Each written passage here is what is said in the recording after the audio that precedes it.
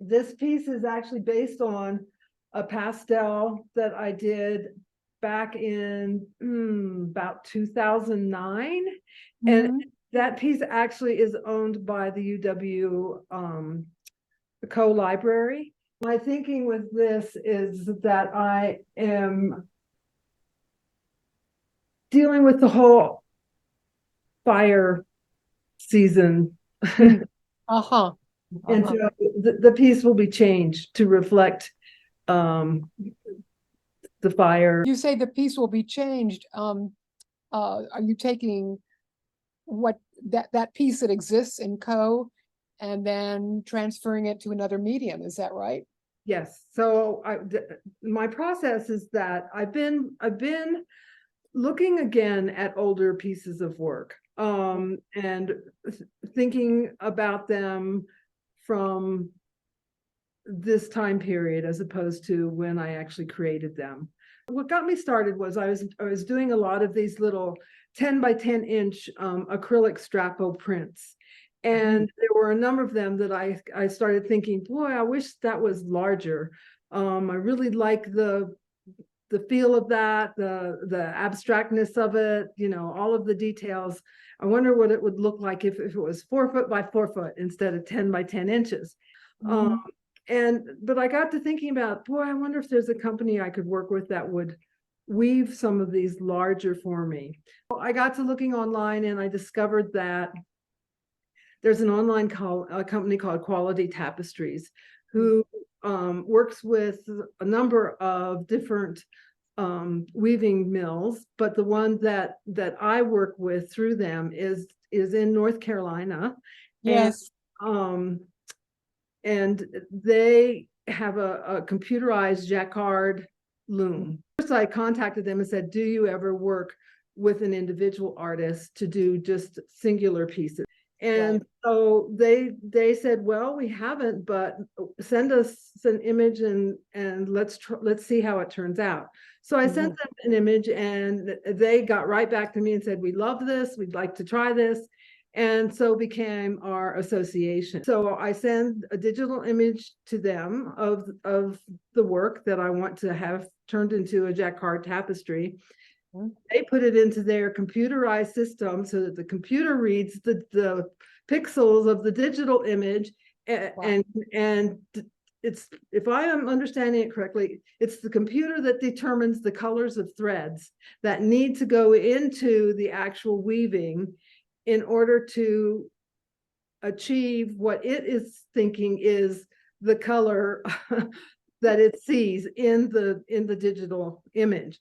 And so then all of those threads are threaded onto the machine, and the way the computerized machine goes and turns out this tapestry for me. When the early ones first came back, I liked them enough that I was like, wow, this is really cool, and I just framed them, you know, as larger pieces. But the more that I've looked at them, the more I thought, you know what, this can be a whole new canvas. And so that's the direction that I've gone, is now I do an awful lot of embellishment. I've gone back to a traditional slow art making process, had to teach myself all kinds of new stitches, because growing up, my grandmother and my mom taught me the basics: running stitch, French knot. That's about all I remembered. But I find that I have some really a certain number of basic stitches that I really like to use, because so much of my work is, well, all of my work relates to place in the natural world. I come at it from a painterly process, I think, because that is part of my background. And I find that what I tend to do is I mix the threads. I'm always on the hunt for new textures, new colors of threads, but then when I get them, I tend to wrap them together, or if I can't quite get the color that I want, I'm making my own color by mixing the threads together. I think about, you know, the thickness of the thread or the yarn and what kind of textural surface that will give me. that kind of a thing. When you receive a Jacquard back and the color isn't true to the original quite, do you find, okay, that's an element of chance, right? You can say there's still some improvisation involved, but also when you then begin to embellish it, what are your color choices? Is there something in you that says, I'm going to make this blue a little bluer with my thread, or um, I'm going to go way off from the blue that's here and add red, or how does that work? Your relationship to the thread and that you're wielding and the jacquard that you're working with. Right. And I guess part of the process is thinking about texture. And so I tend to look at the piece, I think, and think about, okay, what am I going to pull forward and what am I going to push back visually? And how am I going to do that? Am I going to add a whole bunch of texture and make that happen? Or am I going to do that with color or a combination of the two? And so I think that's kind of my starting point. And I have to admit, my library of colors and materials has grown exponentially in terms of all of the threads and things that I have now.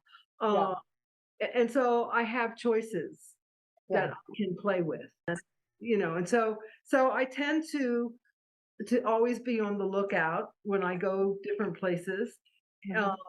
And I tend to try to be really creative in terms of thinking about the materials that I might want to use.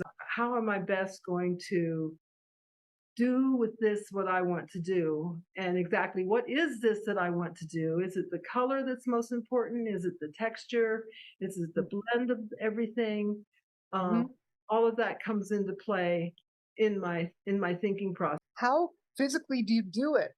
All I can think of is a giant hoop. Right. I do use hoops. I have multiple sizes, but I also have built myself a PVC stitching table, is what I call it. And it's just a PVC pipe that I stretch the canvas over, that I stretch the tapestry over. And there you can buy these little PVC clips that will just attach the edges of the tapestry to the PVC pipe table, and that stretches it tight for me. And so when I'm working on a large piece, that's what I use. Or if I'm traveling, then I'll have the hoops. So when we were traveling this summer, I had a piece that I was working on as a commission, and I told the person that it was commissioned for, I said, this is a well-traveled piece because it's been to Canada, to Vancouver, it's been to Norway, all up and down the western Norwegian coast. It's been in 6 different states, because that's another part that's kind of delightful, is that I can just even a larger, a piece like this, I can just put a hoop on that area and just work on it right there. And that sort of ties me, I think, to women in history. I mean, because we have so many memories of women working either with their knitting needles or stitching, or cross stitching, or all of this stuff that growing up I looked at and thought, oh, who wants to do that? Now I go, okay. You are.